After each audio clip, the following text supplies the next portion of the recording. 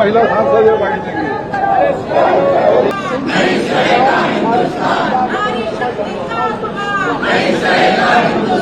क्या पहन के आए लोकसभा में बताओ, वही पहन के आया करेंगे। नहीं, लोकसभा में क्या पहन के आए बताओ, जो लोकसभा में पहन के आएंगे वही हमारी हर जगह ड्रेस होगी।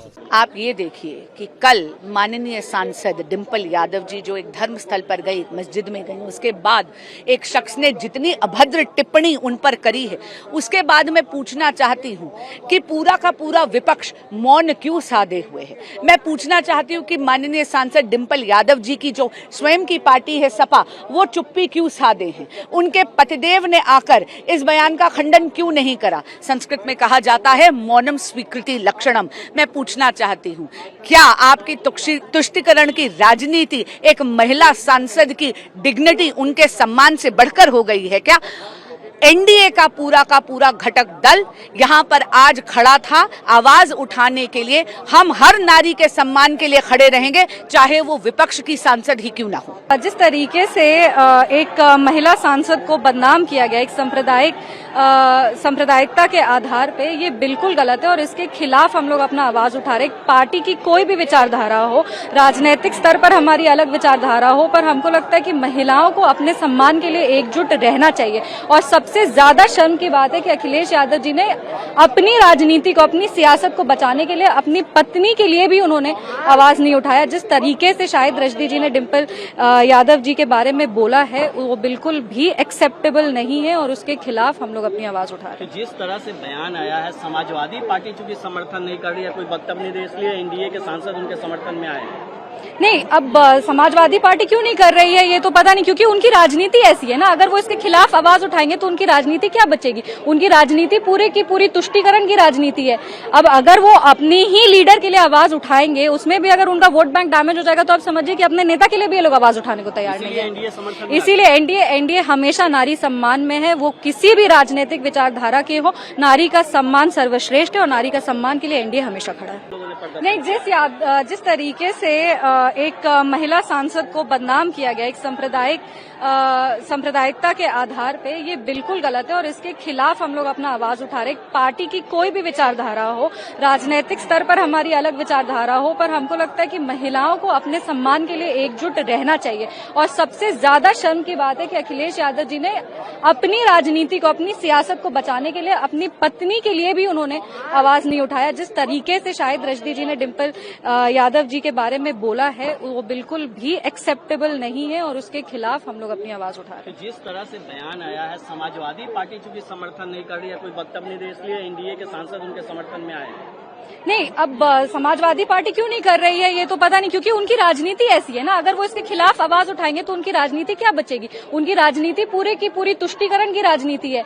अब अगर वो अपनी ही लीडर के लिए आवाज उठाएंगे, उसमें भी अगर उनका वोट बैंक डैमेज हो जाएगा, तो आप समझिए कि अपने नेता के लिए भी ये लोग आवाज उठाने को तैयार नहीं है। इसीलिए एनडीए हमेशा नारी सम्मान में है, वो किसी भी राजनीतिक विचारधारा के हो। नारी का सम्मान सर्वश्रेष्ठ है और नारी का सम्मान के लिए एनडीए हमेशा खड़ा है। क्या पहन के आए लोकसभा में बताओ, वही पहन के आया करेंगे। नहीं, लोकसभा में क्या पहन के आए बताओ, जो लोकसभा में पहन के आएंगे वही हमारी हर जगह ड्रेस होगी।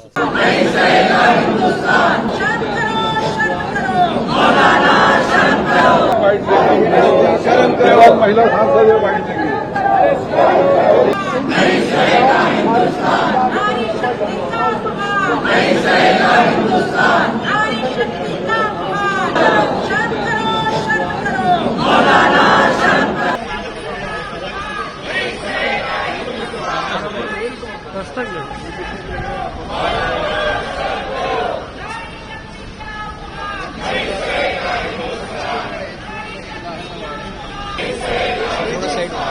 हाँ,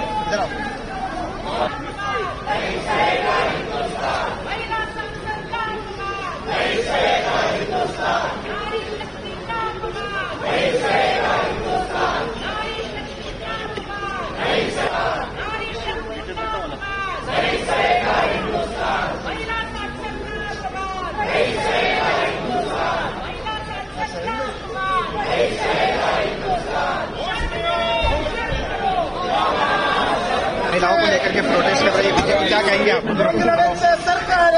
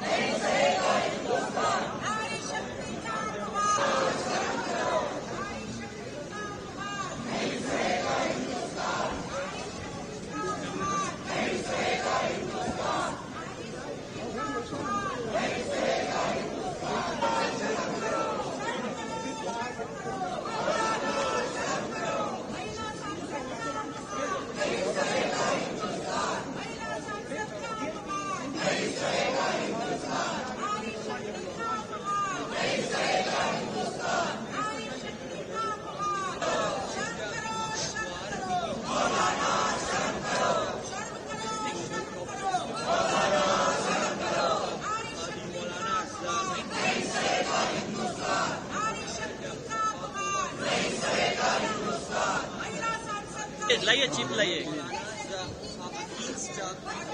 चिप दे दो ना।